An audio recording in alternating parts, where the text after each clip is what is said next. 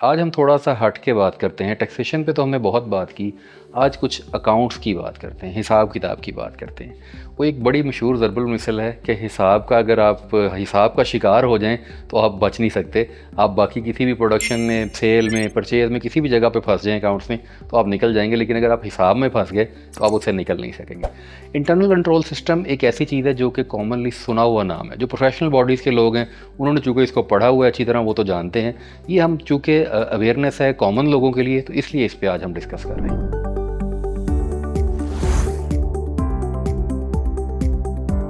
चीज़ें होती कैसे हैं? आप कोई काम शुरू करते हैं, कोई बिज़नेस शुरू करते हैं, आप उसमें अकाउंट्स बनाना शुरू करते हैं, आप कोई सॉफ्टवेयर ले लेते हैं, उसमें एंट्रीज़ शुरू कर देते हैं। सबसे ज़रूरी चीज़ जो सबसे बुनियादी होती है वो कैश होता है, कैश का हिसाब-किताब रखते हैं, बैंक का हिसाब-किताब रखते हैं, फिर सेल और परचेज़ आ जाती है। फिर उसके बाद जहाँ पे थोड़ा-सा अकाउंट बेहतर होता है, जो इदारे बड़े होते हैं, जिन्होंने ग्रो करना होता है, वो फिर उसके जेवीज़ में चले जाते हैं, कुछ जनरल वाउचर की एंट्रियाँ होती हैं। तो ये बेसिकली अकाउंटिंग की बुनियाद बनती है। अब इसमें इंटरनल कंट्रोल जो हैं, वो किस तरह से लगते हैं और किस तरह से ये सिस्टम डिज़ाइन किया जाता है। हमारे पास चूँकि इंटरनल ऑडिट का या असाइनमेंट इस किस्म की आती हैं, जिनमें हम इंटरनल कंट्रोल सिस्टम डेवलपमेंट पे काम करते हैं, तो बाज़ औक़ात बहुत से इदारों में जाके पता चलता है कि वो बड़ी बुनियादी, बड़ी बेसिक सी गलतियाँ कर रहे हैं। ये गलतियाँ क्या हैं? देखिए, चूँकि मैं फिर बता रहा हूँ कि हमारा जो एड्रेसी हैं वो प्रोफेशनल बॉडीज़ के लोग नहीं हैं, वो तो जानते हैं, लेकिन उनकी रिवीजन हो जाएगी और बाकी लोगों के लिए ये अवेयरनेस है।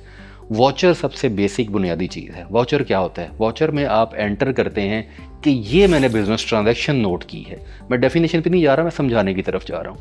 वाउचर की टाइप्स हैं। वाउचर इंटरनेशनली अगर आप देखें तो अकाउंटिंग स्टैंडर्ड्स उसको, और दूसरी जो प्रैक्टिसेस हैं, जिसको हम गैप भी बोलते हैं, ग्लोबली एक्सेप्टेड अकाउंटिंग प्रिंसिपल जो होते हैं, उसके तहत टाइप्स ऑफ वाउचर जो हैं वो 5 हैं। आपका कैश वाउचर है, आपका बैंक वाउचर है, पेमेंट और रसीट आ जाएगा, सेल वाउचर है, परचेज वाउचर है, रिटर्न्स भी इसके अंदर आ जाएंगी, और जेवी है। अब ये 5 टाइप्स ऑफ वाउचर हैं। जो अकाउंट्स की एंट्रियां हैं, इनमें से 4 वाउचर की सिंगल साइड की एंट्री होती है। फॉर एग्जांपल, आप कैश की एंट्री करते हैं, कैश वाउचर खोलेंगे तो कैश ऑटोमेटिकली सिलेक्टेड है। अगर आपके पास कैश की टाइप्स 2-3 हैं, कैश इन हैंड है, कैश किसी पर्सन के नाम आपने डाला हुआ है, कैश एट ऑफिस है, कैश एट फैक्ट्री है, तो वो हेड आप सेलेक्ट करेंगे और दूसरी साइड पे आप उसकी पेमेंट या receipt, what ever the case में भी, आप उसकी एंट्री कर लेंगे। Same is the case with bank. इसके बाद आ जाएंगे, बैंक आप सेलेक्ट करते चले जाएंगे। इसके बाद आपकी आ जाएगी सेल और परचेज़। अब सेल और परचेज़ में भी वन साइडेड एंट्री होगी। एक तरफ आपका अकाउंट पेएबल या account receivable, which ever the case में भी, वो आ जाएगा, और दूसरी तरफ सेल या परचेज़ आ जाएगी, और इसी तरह से इसकी रिटर्न आ जाएगी। फिर इसकी टाइप्स भी डिफाइन हो जाएंगी। इसके बाद आती है एक इंपॉर्टेंट चीज़ जिसको हम जनरल वाउचर कहते हैं, जेवी।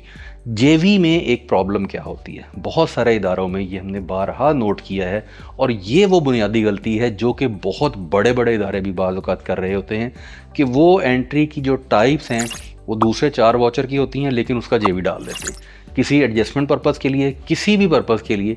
अच्छा, जेवी डालना इतना एक डेंजरस चीज़ हो जाती है बाज़ औक़ात, क्योंकि आप एक ऐसे सेंसिटिव जोन को जाकर टच कर रहे हैं जिसका आपका सिस्टम बना हुआ है, जिसमें आपके कंट्रोल्स लगे हुए हैं, और आप उन कंट्रोल्स को बाईपास कर रहे हैं। इसका मतलब है कि आपका अकाउंट वुल्नरेबल हो जाएगा, आप उस पर रिलाई नहीं कर सकेंगे।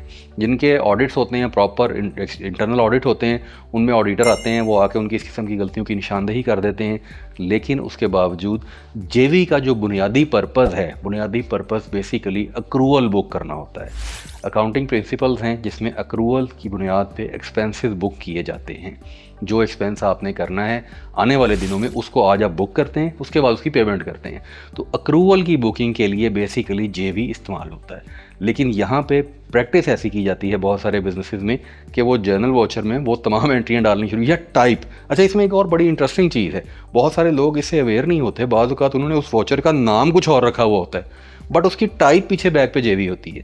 तो ये भी वो गलती है जिसकी वजह से आपका कंट्रोल लूज़ हो जाता है, और इसमें फिर आपकी मिस्टेक्स हो सकती हैं, और वो भी मिस्टेक्स बाज़ औक़ात ऐसी होती हैं जो कि ऑडिट में भी पकड़ी नहीं जाती, चाहे वो आपका इंटरनल ऑडिट हो, चाहे वो एक्सटर्नल ऑडिटर आके आपका कम्प्रिहेंसिव ऑडिट करे।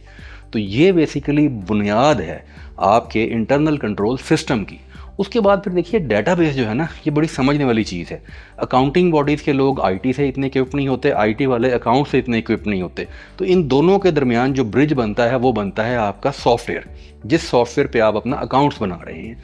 अब आपका जो अकाउंट बन रहा है जिस सॉफ्टवेयर के अंदर, उसके अंदर एक चीज़ अंडरस्टैंड कीजिए, डेटाबेस बन रही है। आप एंट्रियां करी जा रहे हैं, वो एक डेटाबेस बन रही है।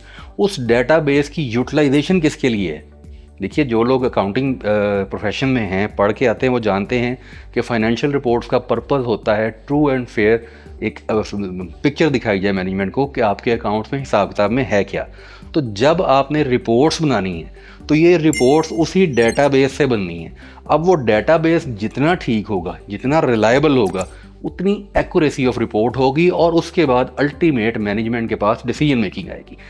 ये बेसिकली वो निज़ाम है जिसको इंटरनल कंट्रोल सिस्टम कहा जाता है, जिसके तहत आप बुनियाद से, यानी पहले वॉचर से लेके एंड डिसीजन मेकिंग तक, जिसके बीच में balance sheet, profit and loss, cash flow statements, equity changes और ये सारी चीज़ें आएंगी इसके अंदर, और उसके बाद फाइनल रिपोर्ट आएगी जिसकी बुनियाद पे फैसला लिया जाता है। पर्पज़ क्या है अकाउंट्स का? अकाउंट्स का पर्पज़ हिसाब किताब रखना है, नफ़ा नुकसान देखना है, डिसीजंस लेना है, कहाँ पे हमने प्रॉफिट्स लिए हैं, कहाँ पे हमें लॉसेस हुए हैं, प्रोडक्शन लॉसेस क्या हैं, स्टॉक की मूवमेंट क्या है, स्टॉक का लेवल क्या रखना है, टर्नओवर्स क्या है, रेशो एनालिसिस होता है।